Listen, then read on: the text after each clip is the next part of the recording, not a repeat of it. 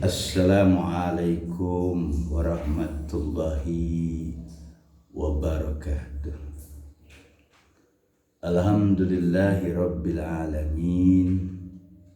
Wassalatu wassalamu ala asrafil anbiya'i wal mursalin Sayyidina wa habibina wa syafi'ina wa maulana Muhammadin al-hadi ila siratil mustaqim wa ala alihi wa ashabihi ajma'in wa la hawla wa la quwata illa billahil aliyil azim.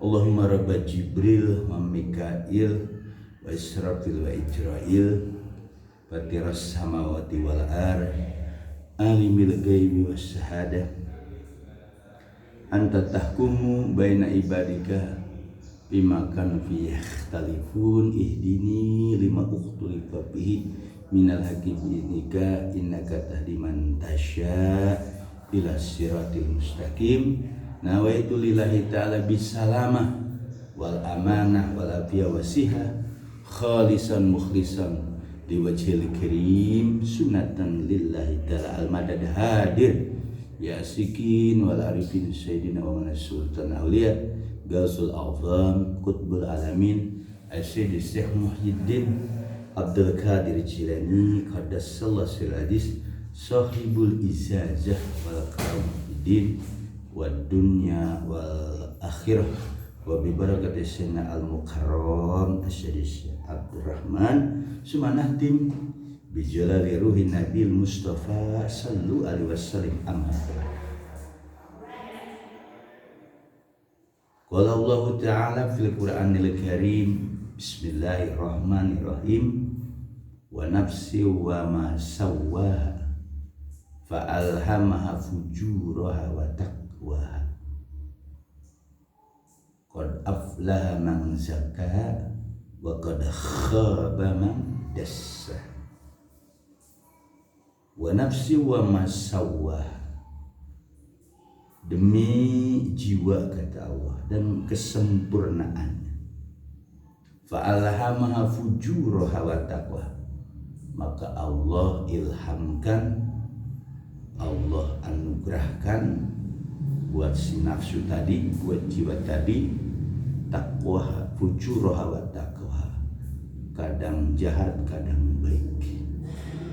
Qad aflaha man zakaha, sungguh beruntung man zakaha, orang yang mensucikan dirinya. Wa qad khaba man dasaha, sungguh rugi, sia-sia man dasaha, orang yang mengotori jiwanya. Surat As-Sams.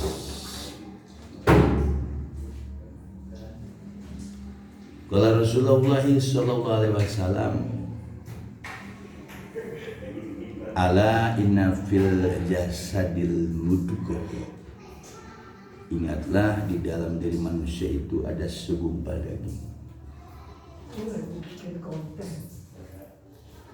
Insyaallah jasadaku, jika segumpal daging tadi baik, maka baik seluruh anggota badan. Wa in fasada, jika itu rusak maka rusak seluruh anggota badannya. Ala ya qalbu, ingatlah itu adalah qalbu, hati, dalam bahasa Torekoh latifatul qalb. Atau kama qala Rasul sallallahu alaihi wasallam. Para jamaah usaha Katolik dimanapun berada, rasa syukur kita harus panjatkan kepada Allah, yang dimana Allah telah memberikan berbagai macam nikmat, berbagai macam anugerah kepada makhluk yang bernama manusia.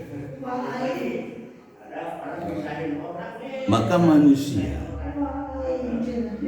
itu diharapkan untuk berjalan untuk melakukan sesuatu yang memang itu jalannya dalam melaksanakan segala sesuatu. Allah katakan wa ma li ahadin indahu min nikmatin tujza illa tiga wajhi rabbil. Tidaklah seseorang tersebut di sisinya mendapat balasan kecuali orang tadi mencari ridho Tuhannya yang maha tinggi. Wala sawfa yarda, pastilah orang tadi akan diridhoi, akan tinggi derajat. Dalam perjalanan seseorang ketika dia masih di perut ibunya, itu Allah katakan wa ja'alal absar wal afidah, dikasih yang namanya absar mata, afidah dan hati.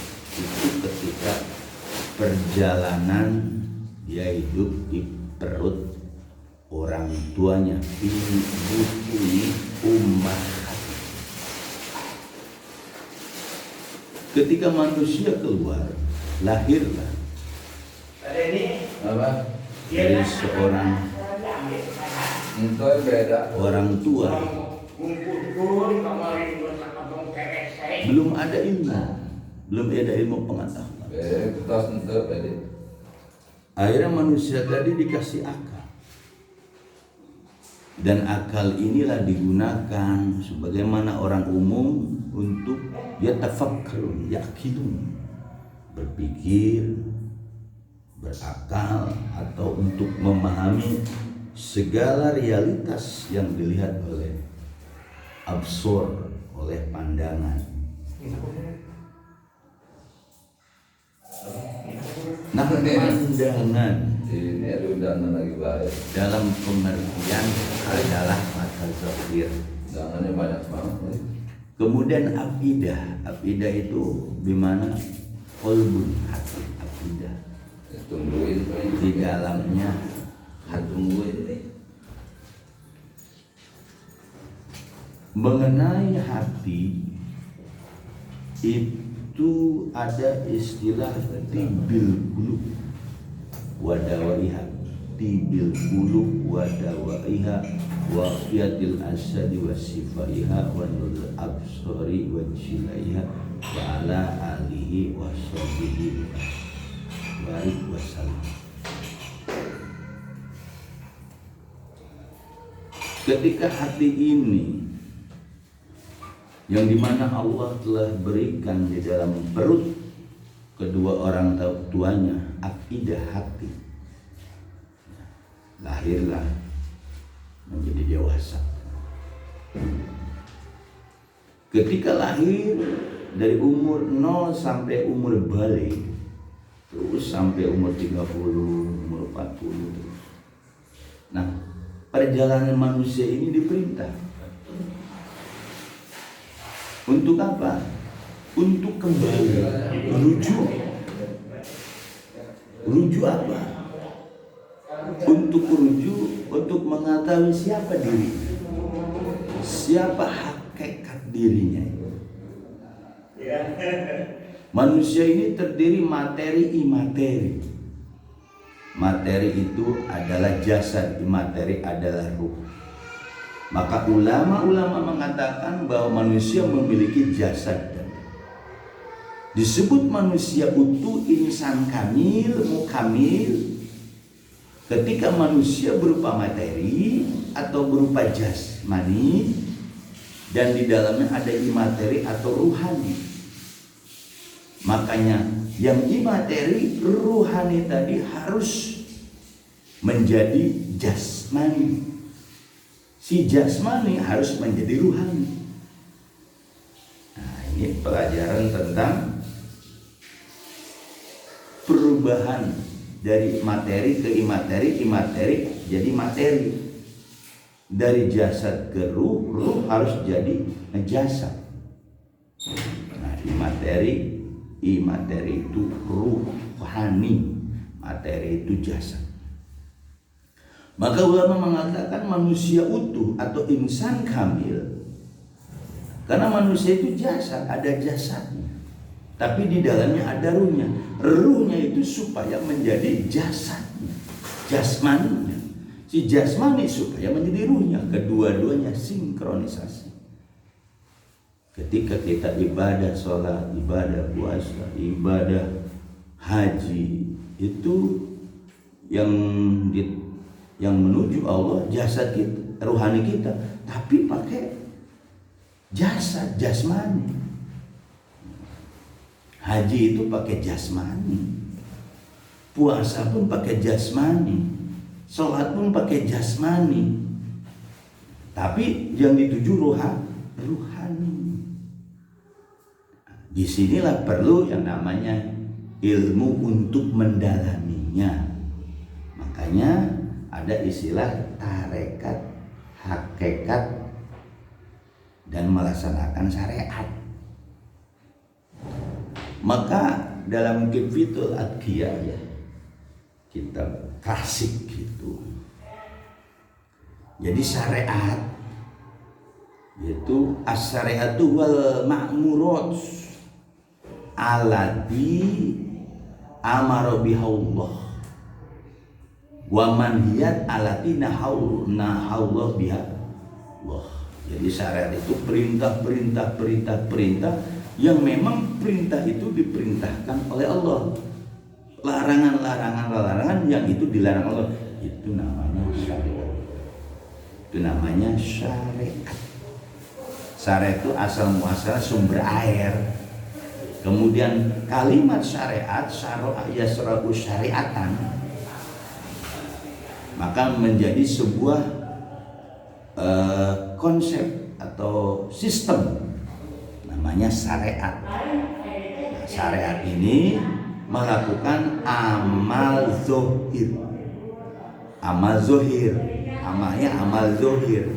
Itulah manusia terdiri dari materi jasad, dan manusia pula terdiri dari imateri ruhani. Ketika orang udah sampai ke imateri, orang itu harus pakai materi, harus pakai jasadnya. Jadi yang disebut wusul kepada Allah itu nggak bisa nggak pakai syariat, harus pakai tarekat, hakikat, mengamalkan syariat. Nah, dalam Kifatul Adqiyah, kitab klasik sufi tersebut, toreko itu zaryu ala dzalika wal amalu bihi. Jadi toreko itu yang berjalan, yang melakukan amal syariat, wal amalu bihi, mengaku amal syariat, itu namanya toreko. Dalam kitab klasik Kifatul Adqiyah, ya, karangan Imam Syatibi. Jadi syariat, ya, itu diamal oleh toreko. Dalam kitab klasik tersebut. Nah, kemudian hakikat itu apa? Najruhu lil umur lebawatin.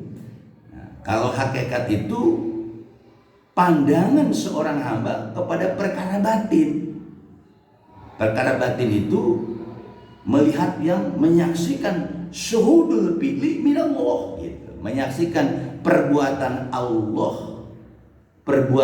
Menyaksikan perbuatan itu datangnya dari Allah. La yatimu bihi ila bima'unatillah. Tidak akan sempurna amal tadi kecuali dengan pertolongan Allah. Itu hakikat menurut kitab klasik dalam kitab Kifatul Adqiyah. Jadi syariat, torekot, hakikat itu adalah disebutnya apa? Turukus suluk. Itu adalah turukus suluk, jalan-jalan untuk suluk menuju Allah. Makanya syariat itu diibaratkan sapinahnya, toreko diibaratkan bahrinya, hakikat diibaratkan durunggola. Nah, berarti kan si syariat itu diibaratkan sapinah. Di mana kita ke laut harus pakai sapina, kapal laut, perahu, kapal laut. Kenapa? Toreko dikatakan kalbahri, di situ dibicarakan ada apanya? Ada durun golanya. Jadi harus pakai sapina, sapina harus di lautan, masuk ke dalam lautan. Itu namanya mencari durun gola. Nah, disinilah perlu yang namanya torekoh. Itu pembimbing atau walia mursid atau syekh mursid namanya. Ketika syariat dia kuasai, syariat dia sudah menguasai, melaksanakan apa yang diperintahkan oleh Allah, menjauhi larangan Allah, itu namanya syariat. Maka si syariat butuh yang namanya sistem, namanya torekoh. Torekoh itu adalah jalan menuju Allah, mengamalkan amal syariat menurut kitab tradisional namanya Qiblatul Adqiyah. Nah, dalam torekoh itu harus ada talqin bai'at dzikir. Jadi torekoh harus ada talqin bai'at dzikir. Kenapa? Karena di situ ada talqin bai'at dzikir, yaitu dengan dzikir. Nah, ada torekoh dzikir tuh. Ada dzikir jahat, dzikir khofinya, dzikir sirri. Nah, itu torekoh. Kalau torekoh yang dikatakan dalam Qiblatul Adqiyah itu masih umum. Jadi mengamal perintah larangan itu disebut syariat. Torekoh yang mengamalkannya. Nah, torekoh secara khusus pengertiannya wal istaqomu ala torekotil askenaman godako itu ketika mereka istiqomah konsisten di jalan torekoh, maka sesuai dengan janji Allah akan memberikan rezeki yang melimpah seperti air di langit. Nah, torekoh dalam pengertian khusus, torekoh tersebut namanya torekoh supiah. Torekoh supiah itu timbul bermacam-macam. Ada torekoh Qadiriyah saja, ada torekoh Naksabandiyah saja, ada torekoh Tijaniyah, ada torekoh Satoriyah, ada torekoh Sajiliyah, ada torekoh Rifaiyah, ada torekoh Ahmadiyah, ada torekoh berbagai macam torekoh. Nah, itu disebutnya torekoh supiah dengan tujuan takholi tahali tajali. Torekoh yang berkembang di Indonesia itu torekoh Qadiriyah wa Naksabandiyah. Jadi yang di dalam kitab tradisional tadi di Qiblatul Adqiyah, jadi torekoh itu mengamal syariat. Nah, ketika orang torekoh ada talqin bai'at dzikir, berarti itu adalah torekoh dengan khusus.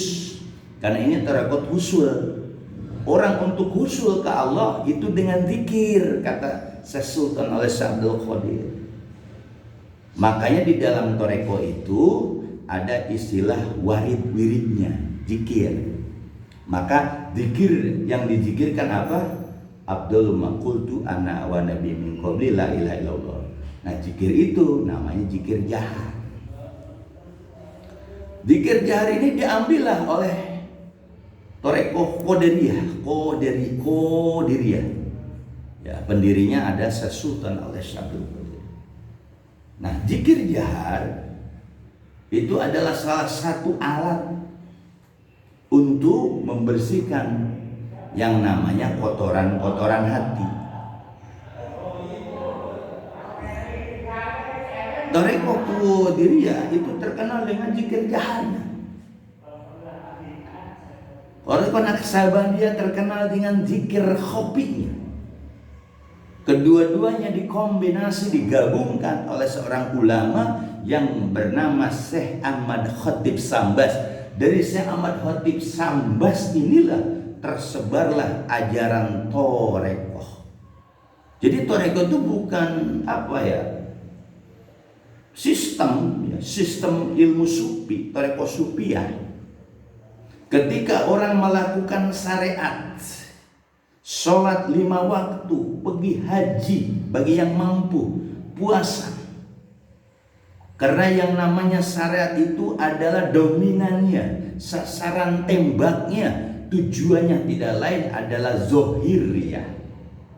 Karena syariat itu sasarannya zohiriyah, apa? Badan, jasad, ibadah jasadiah. Nah, karena manusia itu terdiri dari materi-imateri, dari jasad dan ruh, maka imateri yang disebut ruh manusia yang ada di jasad itu bagaimana supaya membentuk si jasad tadi jadi ruhani. Nah, maka mereka melalui pendekatan. Ada pendekatan dengan cara torekoh. Qadiriyah wa Naqsabandiyah, pendirinya Syekh Ahmad Latif Sambas, dengan ada talqin baiat dzikir kepada salah satu mursyid torekoh yang menjadi guru torekoh tersebut.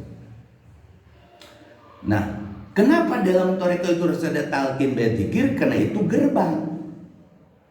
Sebagaimana dalam surah Al-Fatihah ayat 10, innalladzina yubayyunaka inama yubayyunallah. Orang yang berbaiat kepada mursyid masa kini, hakikatnya dia sudah berbaiat kepada Allah.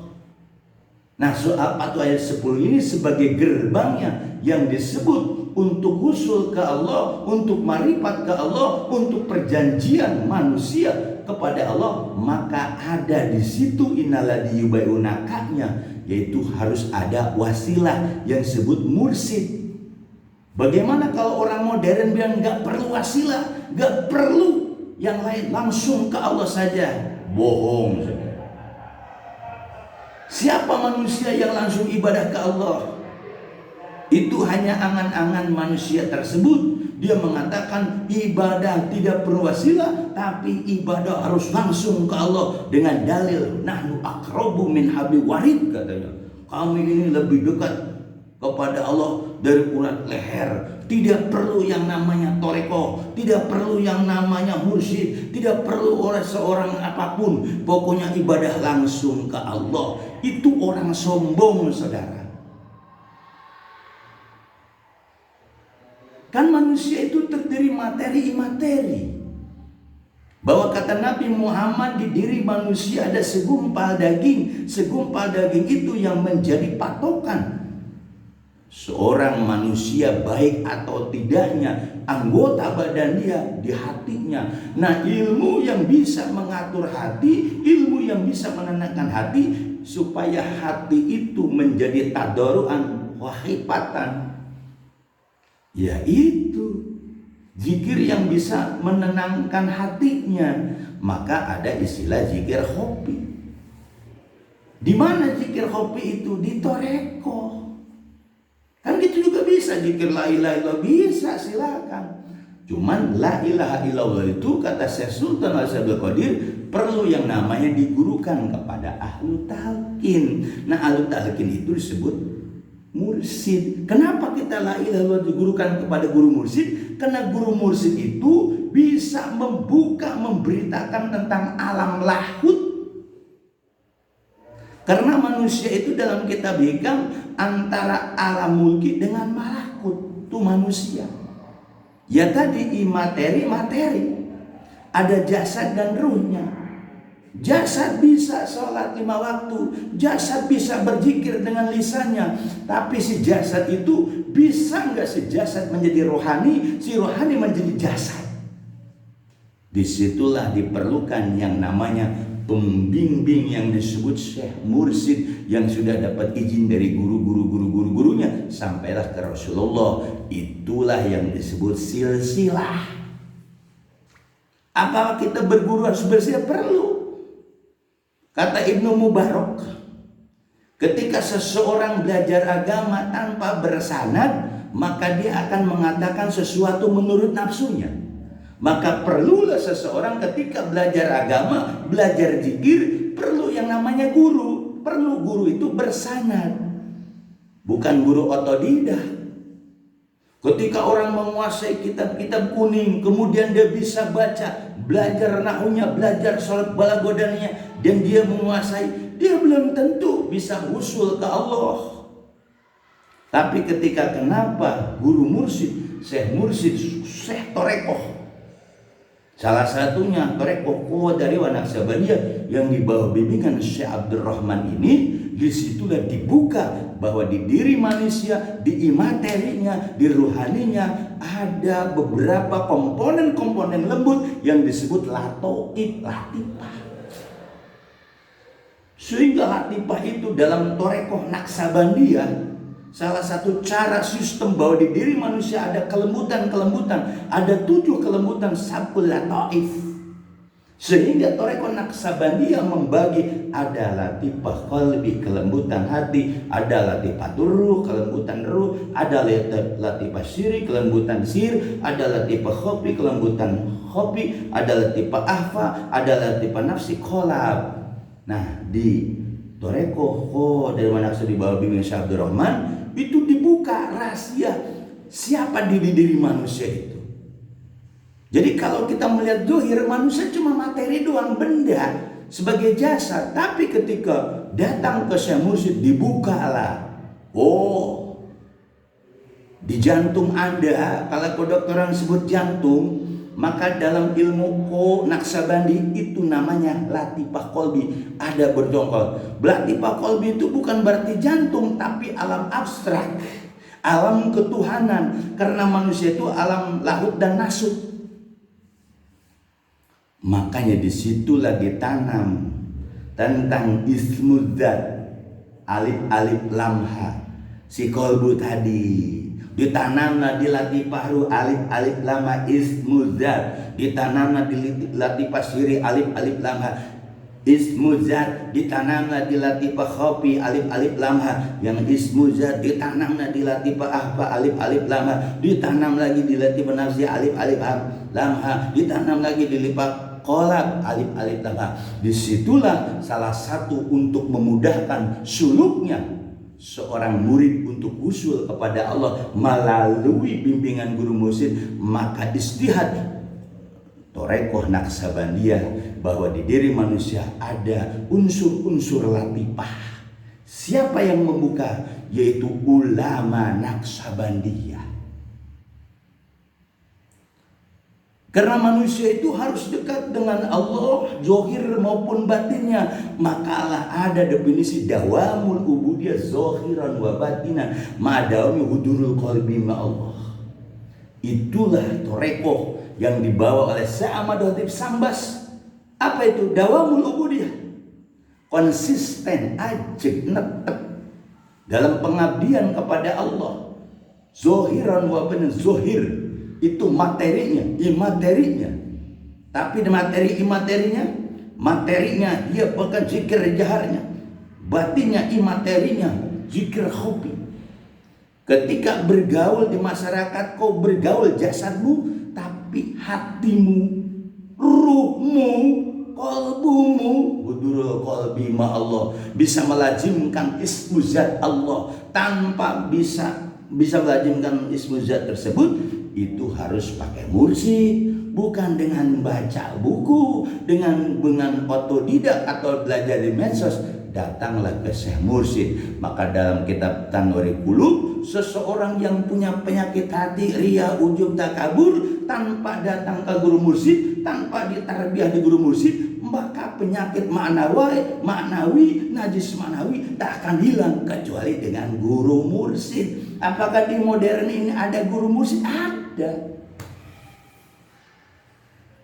Kenapa manusia modern ini tidak menerima seperti itu? Karena mereka adigung.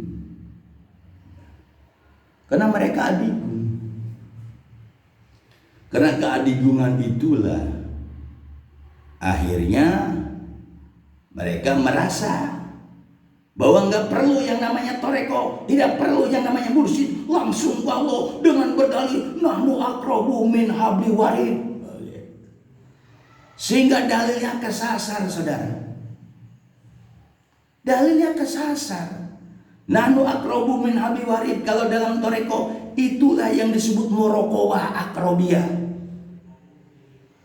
Karena manusia itu dengan akal pikirannya, dengan dia bisa membaca Quran, bisa menguasai terjemah Quran, bisa menafsirkan Al-Quran, bisa membaca berbagai macam kitab. Akhirnya mereka tidak perlu lagi mursyid, tidak perlu lagi guru yang rohani, tapi dengan apa? Toreko taklim, toreko belajar, toreko kitab. Akhirnya yang terjadi apa? Dia hanya sampai kepada jasadnya doang, tidak sampai ruhnya kepada Allah. Akhirnya apa? Kebelenger ketika mendalami ilmu toreko hanya dengan otodidak, hanya kitab dia baca. Dia baca Tanwirul Qulubnya, dia baca hikamnya, dia baca Ihya Ulumuddinnya, tapi dirinya tidak husul kepada Allah. Kenapa? Tidak ada yang bisa mengusulkan kecuali dengan guru mursyid. Tegas. Jadi orang modern itu kena keadigungannya. Berarti manusia modern perlu mursyid, perlu. Di zaman modern sekarang orang teknologi dengan canggihnya, tapi ilmu ini diperlukan. Tanpa ilmu ini manusia kesasar. Kata mereka, sok tahu. Kenapa bisa kesasar? Kan Allah yang tahu. Allah yang mana? Kau katakan Allah, jangan di mulut doang, hatimu belum tentu Allah. Maka perlu yang namanya toreko. Seseorang itu berjalan di dunia perlu bertoreko. Wah, sama cukup syariat doang, nggak perlu itu. Mangga, silahkan. Tapi Anda akan hanya ilmu alam mulki, ilmu syahadah doang, ilmu rohaninya Anda kering, saudara. Disitulah perlu kita belajar gaul secara rohani, bukan gaul secara jasad doang. Intelektual bisa cerdas, spiritual Anda belum cerdas. Spiritual cerdas, tapi kadang keblingar. Kenapa? Dia belajar sufi otodidak tanpa guru mursyidnya, belajar dari kitab. Karena dia menguasai Tanwirul Qulub, dia menguasai hikam, Ihya Ulumuddin. Akhirnya dia berfatwa dengan kitab-kitab itu. Ketika datanglah warid ruhani tentang kewalian, kemursidan, bingung. Akhirnya berfatwa cukup dengan baca kitab Ihya Ulumuddin Anda sudah jadi sufi. Belum tentu, saudara. Cukup dengan baca hikam Anda jadi sufi, belum tentu, saudara. Cukup dengan Tanwirul Qulub Anda jadi sufi, belum tentu. Makanya Amin Al-Qurdi mengatakan orang untuk menjadi insan kamil mukamil harus di bawah tahta tarbiyah syekh mursyid. Tanpa itu gagal. Nah, perlu zaman modern yang namanya spiritual, perlu yang namanya tarekat, hakikat. Semua itu mendukungnya dengan syariat. Si tarekat, si hakikat itu harus bersyariat. Jadi syariat inilah sebagai amalnya toreko. Si hakikat pun sama dengan amalnya syariat. Makanya toreko Sunni dengan Imam Ghazali menata sistem syariat toreko takat marifat. Tapi kembali lagi, kalau bicara toreko khusus, usul kepada Allah harus pakai mursyid, bukan pakai buku, bukan pakai bacaan otodidak, bukan di medsos, bukan di TikTok, tapi harus bermursyid. Disitulah ada istilah kata Imam Ghazali, di mana ruhani mursyidlah yang membimbing roh mudoknya si murid ketika mendapat talqin bait zikir dari mursyidnya. Jadi modern ini perlu bertoreko, perlu. Orang modern perlu bertoreko, perlu. Orang alim perlu bertoreko, perlu. Orang alim perlu bermursyid, perlu. Kenapa? Ketika orang alim dalam ilmu intelektualnya tanpa bermursyid, kering ruhaninya. Tapi orang bodoh, orang biasa bermursyid, patuh kepada gurunya, usul, saudara. Nah, inilah perlu yang namanya torekoh. Di Abah Guru Syekh Abdul Rahman ada istilah ilmu guru, amal guru, marifat guru, ada guru. Ini yang menjadi konsep di dia lain untuk supaya panapil mursyid. Dan disinilah konsep ilmu guru, amal guru, marifat guru, ada guru. Nah, mudah-mudahan di hari Minggu ini konten daripada pelajaran toreko, konten Jakarta Torek itu bukan cuap-cuap, bukan hoak. Nah, tapi ini konten tentang ajaran toreko asli, bukan imitasi, bukan. Nah, ada orang, apa ada mursyid di Cibuntu katanya. Jangan-jangan mursidnya abal-abal. Jangan-jangan mursidnya cuma mursid-mursidan. Oh, Anda salah. Kau masuk dulu, kau harus tahu dulu. Itulah kadang-kadang netizen seperti itu. Jadi di Cibuntu ada seorang mursid, bukan dukun, bukan jual anak yatim, bukan jual anak yatim, tapi di Cibuntu ada mursid namanya Syekh Abdurrahman, jalur dari Syekh Ahmad Latif Sambas, Syekh Abdul Karim Tanar Banten, Syekh Solim Benteng, Syekh Abdul Khairul Jambu. Ada di Cibuntu Bogor, Jawiyah Al Khairiyah, Miftahul Sudur. Nah, itulah belajar. Mudah-mudahan bermanfaat, mudah-mudahan kita yang sudah mendapat ilmu tarekoh amalkan dengan konsisten, ajib, mantap, netep. Tapi ketika belum tarekoh, kau cari tarekoh. Cari ilmu tarekoh itu, karena syariat tanpa tarekoh atilah. Ya, syariat tanpa tarekoh atilah, sia-sia. Contoh dalam bil adkiyah. Ketika orang masuk surga kena amalnya, itu syariat atilah. Orang masuk surga itu bukan kena amal Anda, tapi apa? Bifadlillah, karena keutamaan Allah. Nah, itu namanya contoh syariat atilah. Begitu. Ya, mudah-mudahan bermanfaat. Saya akhiri. Wabillahi taufiq wal hidayah. Wassalamualaikum warahmatullahi wabarakatuh. Allahumma shalli ala nabiyil hashim Muhammad wa ala alihi wa sallim taslima. Allahumma shalli ala nabiyil hashim Muhammadin wa ala alihi wa sallim taslima. Allahumma shalli ala nabiyil hashim Muhammadin wa ala alihi wa sallim taslima. Assalamualaikum warahmatullahi wabarakatuh.